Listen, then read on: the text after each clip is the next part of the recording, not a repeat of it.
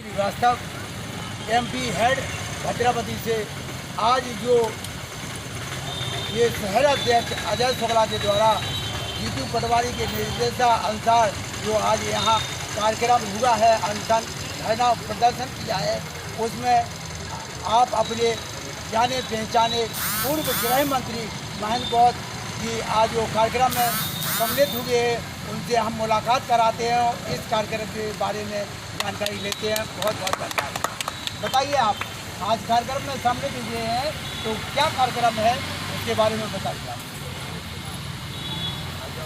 शासन के दौरान जो सड़कों की दुर्दशा, बिजली के बिल बढ़ रहे हैं, दलित और आदिवासियों के अत्याचार, अल्पसंख्यक मुस्लिम भाइयों के अत्याचार, महिलाओं के साथ बलात्कार की जो घटनाएँ देश में, प्रदेश में और जिलों में हर जगह जो नाकामी है, उस नाकामी को दिखाने के लिए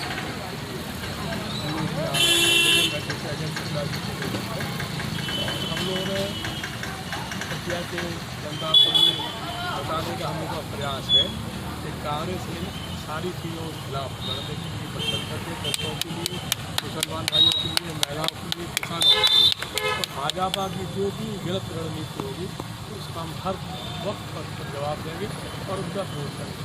बहुत बहुत धन्यवाद। खासतौर से जहाँ भारतीय जनता पार्टी की सरकारें हैं इंडियन प्रांत में, वहाँ कितनी भी बड़ी घटना हो जाए, न तो मीडिया उसको ज़्यादा महत्व दे रहा है, ना ही केंद्र सरकार।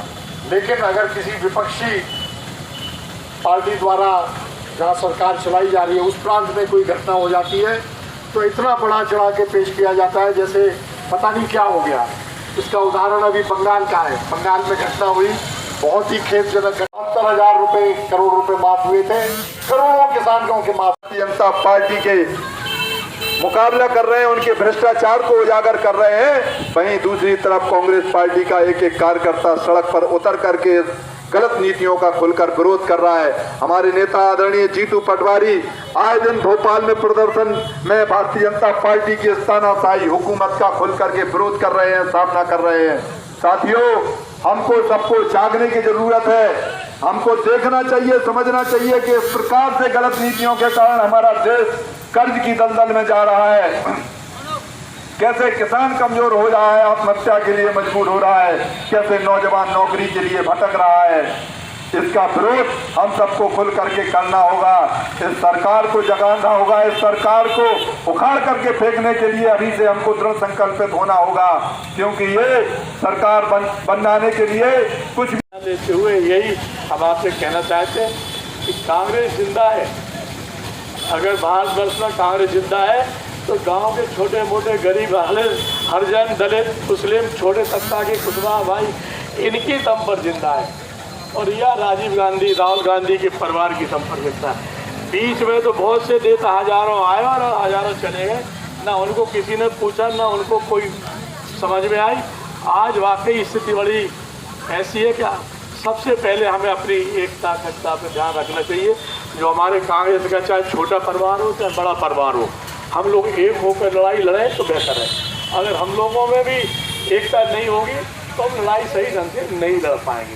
पहली बात तो यही है कि हम लोग मिलकर जो कांग्रेस की विचारधारा है, हम लोग वहाँ चलें जहाँ हमारे कांग्रेस के लोग रह रहे हैं, जहाँ मजदूर रह रहे हैं, जहाँ मुस्लिम भाई रह रहे हैं, जहाँ दलित भाई रह रहे हैं, जहाँ हमारी महिलाएँ हैं, जहाँ हमारे किसान भाई हैं, हम उनके बीच में चलें और उनसे बात करें, उनसे संपर्क साधें, तो ये एक अच्छी लड़ाई होगी।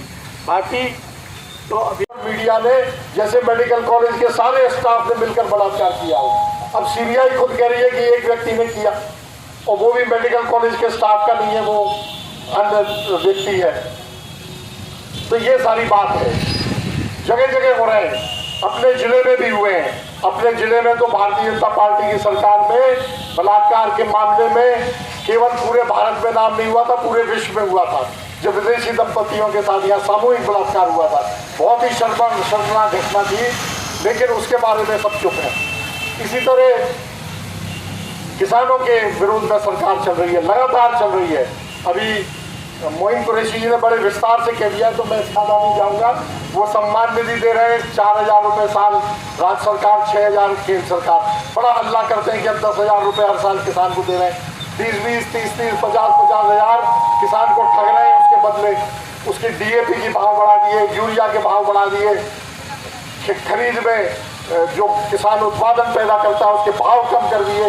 प्रत्येक किसान को, छोटे से किसान को भी 15-20 हजार से ज़्यादा का नुकसान हर साल हो रहा है, और बड़े किसानों को तो 50 हजार, 1 लाख जितने बड़े हैं।